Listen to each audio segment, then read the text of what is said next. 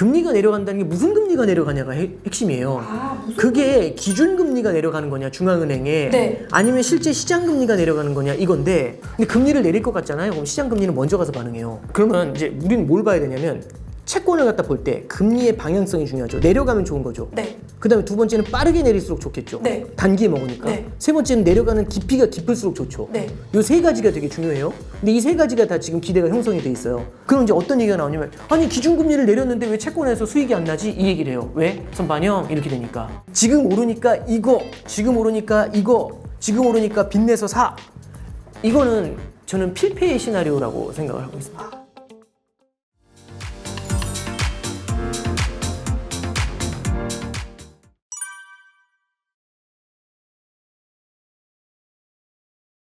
어쨌든 금리 인하의 시그널은 확실한 것 같고 네. 속도나 폭은 잘 모르겠으나 그럼 9월에 이제 금리가 발표가 될 텐데 네. 제가 알고 있기로 금리가 인하하면은 채권이 오른다는 건 공식처럼 그렇죠. 설명하던데 그게 맞나요? 맞죠. 금리가 내려간다는 것 자체가 동의어예요. 네. 채권 가격이 뛴다의 동의어인데, 이제 왜 그러냐면 보통 금리가 내려가면은요, 예전에 높았던 금리의 채권이 금싸라기가 되죠. 그래서 비싸지는구나. 네, 그래서 가격이 뛰는 거예요. 사람들이 다 이것만 찾잖아요. 네. 야, 그렇게 내려서 옛날에 좀 높았던 거 없어요? 사실은 하면서 꺼내면 와 하면서 다 몰릴 거 아니에요. 그럼 비싸지는 거죠. 그래서 이제 금리가 내려가면 채권 가격이 뛴다는 건 동의어나 다름없는 거예요. 네. 근데 이제 이게 우리가 꼭 좀 보셔야 될 게 뭐냐면, 금리가 내려간다는 게 무슨 금리가 내려가냐가 핵심이에요. 그게 기준금리가 내려가는 거냐 중앙은행에 네. 아니면 실제 시장금리가 내려가는 거냐 이건데, 이게 다른가요? 예, 그렇죠. 기준금리는 중앙은행이 결정을 해서 올리고 내리고 하는 거예요. 그래서 아까 연준이 파월. 예. 파월에 올렸다 내렸다 하는 거고, 네. 시장금리라는 거는 국채금리 같은 건데 시장은 에브리데이 열려요. 기준금리는 FOMC라고 해가지고 45일에 한 번씩 열리는 데서 올리고 내리고 하거든요. 근데 금리를 내릴 것 같잖아요. 그럼 시장금리는 먼저 가서 반응해요. 그렇죠. 기대. 그렇죠. 주식시장에서 가끔 그럴 때 있잖아요. 실적이 잘 나왔는데 빠졌어. 왜 이러지? 그러면 선반영 이러잖아요. 그럼 할 말이 없잖아요. 맞아. 채권도 똑같아요. 금리 내릴 줄 알고 미리 가서 다 내려와 있거든요. 네네. 그러면 막상 금리 내리면 선반영 이러면서 가만히 있어요. 그럼 이미 올라갈 대로 올라간 거네요 지금? 채권 가격이 뛴 만큼 채권은? 뛴 것도 있죠. 왜냐하면 아까 말씀드렸던 것처럼 연내 4번이나 이런 것들은요, 시장이 그 정도 기대한다는 얘기는 가격에 프라이싱을 하고 있다는 얘기예요. 자, 그러면 이제 우리는 뭘 봐야 되냐면 채권을 갖다 볼 때 금리의 방향성이 중요하죠. 내려가면 좋은 거죠. 네. 그 다음에 두 번째는 빠르게 내릴수록 좋겠죠. 네. 단기에 먹으니까. 네. 세 번째는 내려가는 깊이가 깊을수록 좋죠. 네. 이 세 가지가 되게 중요해요. 근데 이 세 가지가 다 지금 기대가 형성이 돼 있어요. 그럼 어떻게 되냐면 기대가 이미 기대가 금리가 많이 내려갈 거라고 했잖아요. 그럼 그 속도만큼 생각처럼 빠르게 안 빼주잖아요, 진도를. 네. 그럼 실망감이 생겨요. 그럼 이제 어떤 얘기가 나오냐면, 아니 기준금리를 내렸는데 왜 채권에서 수익이 안 나지? 이 얘기를 해요. 왜? 선반영 이렇게 되니까. 그래서 지금은 선반영된 부분이 꽤 있기 때문에요, 마구잡이로 들어가는 것보다 일부 정도씩 나눠서 들어가시는 게 좋아요. 그럼 뭐냐면은 기대를 갖고 금리가 내려왔다가 선반영, 기대를 갖고 내려왔다가 선반영, 이게 왔다 갔다 하거든요. 채권 시장에도 볼을 줘요. 예. 그리고 아까 이제 트럼프 행정부나 이런 사람들이 만약 트럼프 대통령이 후보가 대통령이 되면 또 마찬가지로 재정에서 상당히 많은 변화가 나타날 수 있거든요. 그러면 이런 게 많이 나타나요. 그래서 이제 말씀드리고 싶은 게, 금리 내리면 채권 이렇게 하시면은 낭패를 보실 수가 있어요. 꼭 그렇게만 보면 안 된다. 네. 그러면은 이제 우리 환율도 사실 중요한 지표 중에 하나일 것 같은데 네. 환율은 앞으로 어떻게 될까요? 좀 떨어진다는 얘기도 있고 그렇던데. 지금 환율을 질문하시는 게 이제 달러를 이제 달러. 물어보시는 것 같아요. 네. 환율이 내려간다고 하는 사람들의 주장은, 첫째, 미국의 성장이 둔화되니까. 오케이. 미국의 성장이 둔화되면 미국으로 투자 수요가 줄어들겠죠. 미국에 투자하려면 달러를 사서 들어가야 되는데, 미국의 성장이 둔화되면 달러를 굳이 사서 들어갈 이유가 없으니까 달러의 수요가 줄어들면서 달러가 약세다라는 게 1번. 두 번째는 미국의 금리 인하 속도가 다른 나라보다 빠를 겁니다. 빨리 떨어지죠. 그렇죠. 그러면 금리 차가 확 줄어드니까 미국의 달러의 상대 매력이 줄어들게 되겠죠. 그럼 달러가 약세입니다. 오케이. 이 두 가지를 보면은 달러가 빠지는 건 맞는 것 같아요. 저도 달러가 좀 빠질 것 같다라는 생각에는 동의해요. 근데 이제 이걸 보실 필요가 있어요. 옛날하고 달라진 게 있어요. 옛날에는요, 미국의 성장이 둔화가 되면은 우리나라 원화가 엄청 세졌어요. 왜 그러냐면 미국뿐만 아니라 중국한테도 수출했거든요. 네. 미국 경제 안 좋으면 중국에 수출하면 돼요. 대중 수출이 엄청났거든요. 수출 1위가 중국이었어요. 인구도 어차피. 많고. 그렇죠. 이쪽으로 수출하면 돼요. 그럼 이쪽에 성장이 나오잖아요. 그럼 원화가 더 매력 있는 거예요, 달러보다. 그죠? 근데 지금은 중국 수출이 잘 안 된대요. 일부러 안 하고도 있지 않아요? 일부러 안 한다기보다는요. 아니 물론 이제 그걸 일부러라는 표현은 잘 모르겠는데, 그러니까 이제 이렇게 보시면 될 것 같아요.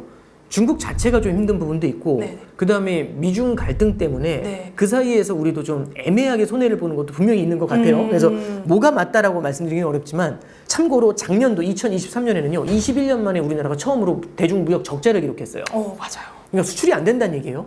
그럼 우리나라가 중국한테서 벌 수 있는 게 줄어들죠. 네.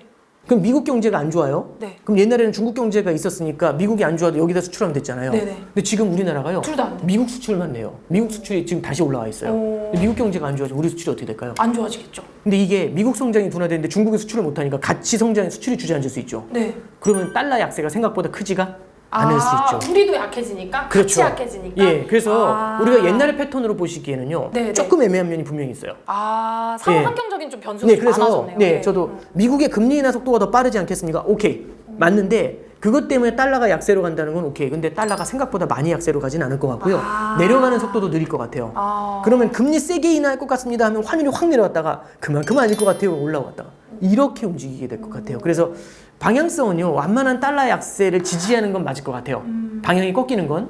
근데 이제 이렇게 출렁출렁하는 모습이 나타나지 않겠는가? 예, 그렇게는 좀 보고 있습니다. 네. 그 달러가 어쨌든 조금 약세로 가게 되면은 달러 투자도 다들 좀 많이 권하는 분위기가 되던데 네네. 어쨌든 자산은 좀 달러로 갖고 있는 게 좋긴 좋아요. 그렇죠. 그거는요. 예. 우리가 이제 분산을 할 때 이 달러라는 놈이 갖고 있는 특징이 있어요. 원화가 갖고 있지 못한 걸 갖고 있거든요.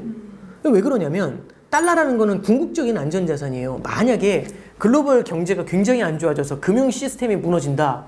그럼 사람들이요. 캐쉬를 필요로 할 거 아니에요. 네. 돈이 위험한 순간에는 캐쉬가 있어야 돼. 빚을 갚아야 되니까. 근데 지금 달러 빚이 넘치거든요.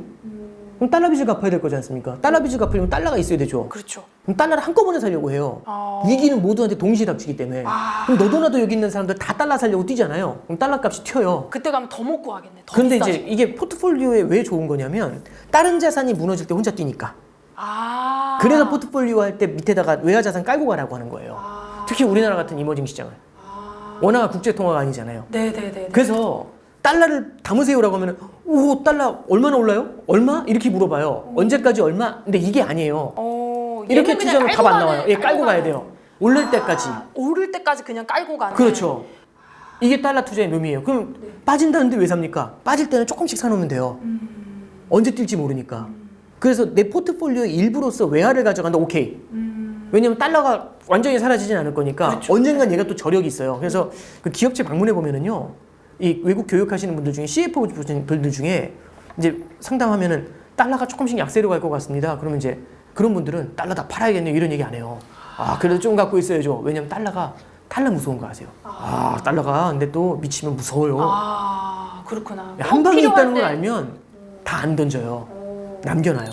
달러는 꼭 가지고 가야 되는 자산으로 인식을 하고 있어야 되겠네요. 달러 가치가 빠지지만 달러를 가지고 있어야 되는 이유입니다. 이게. 예. 우리 금리 인하 아까 선반영도 많이 말씀하셨는데 그래서 뭐 주식이나 채권에 대해서는 좀 이제 많이 가격이 올랐다 그런 말씀도 해주셨는데 사실 부동산도 금리 인하하면 좀 많이 상승하는 분위기긴 하잖아요. 네, 그렇죠. 예, 그러면은 우리가 주식 종목 중에서 뭐 리츠라던가 뭐 이런 쪽도 좀 상승 여력이 좀 클까요? 리츠 같은 경우도 상대적으로 수혜를 받곤 하는데 리츠 같은 자산들이 결국은 상업용 부동산들이 좀 많은 편이잖아요. 네네. 그럼 리츠도 똑같아요. 주식하고 똑같은 게 뭐냐면 일단은 공실률이 없어야 되잖아요. 네. 근데 만약에 실물 경제가 빠르게 침체돼서 금리를 낮추면 금리가 낮춰지는 데 대해서는 메리트가 있지만 공실률이 높아지면 들어오는 인컴이 줄어들지 않습니까? 실물 경제가 안 좋으니까. 네, 그래서 딱 리츠도 성장과 금리를 같이 놓고 보셔야 되는 것 같아요. 네네네. 금리 내리면 리츠 이렇게 마치 또 등식처럼 공식처럼 또 하시면 하면 안 되고. 예, 그래서 여러 개를 깔아놓고서 각 자산이 갖고 있는 특성을 이해를 하고 네. 그리고 그 자산들한테 유리한 순간이 올 때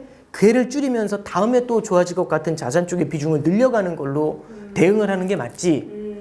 지금 오르니까 이거, 지금 오르니까 이거, 지금 오르니까 빚내서 사.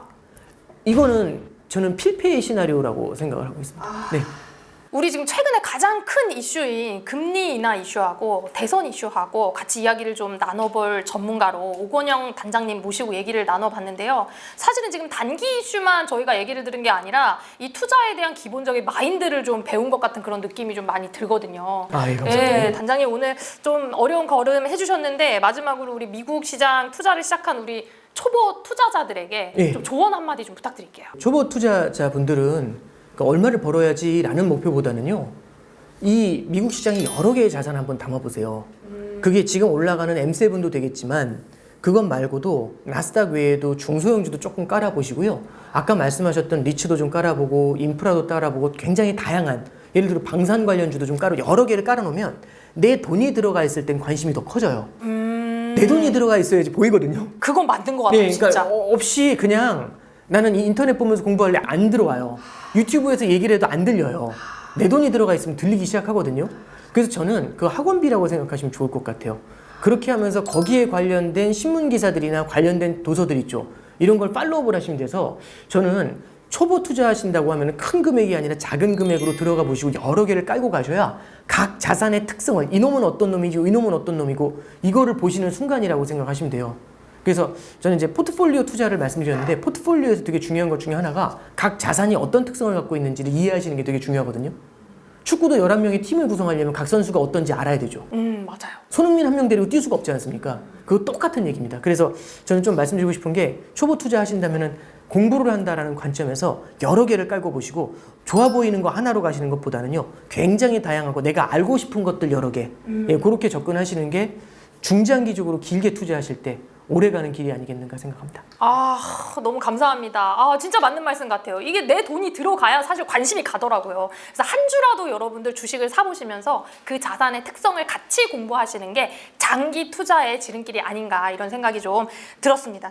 자, 오늘 오건영 단장님 진짜 또 오건영 왜 여의도 1타 강사인가 제가 이제 다시 한번 정말 소름 돋게 느끼는 그런 시간이었습니다. 자, 여러분 우리 경제 뉴스에 관심을 가지고 우리 귀가 빵 뚫릴 때까지 도너리 계속 시청해 주시고요. 귀한 걸음 함께 해주신 우리 오건영 단장님 감사드립니다. 네, 감사합니다.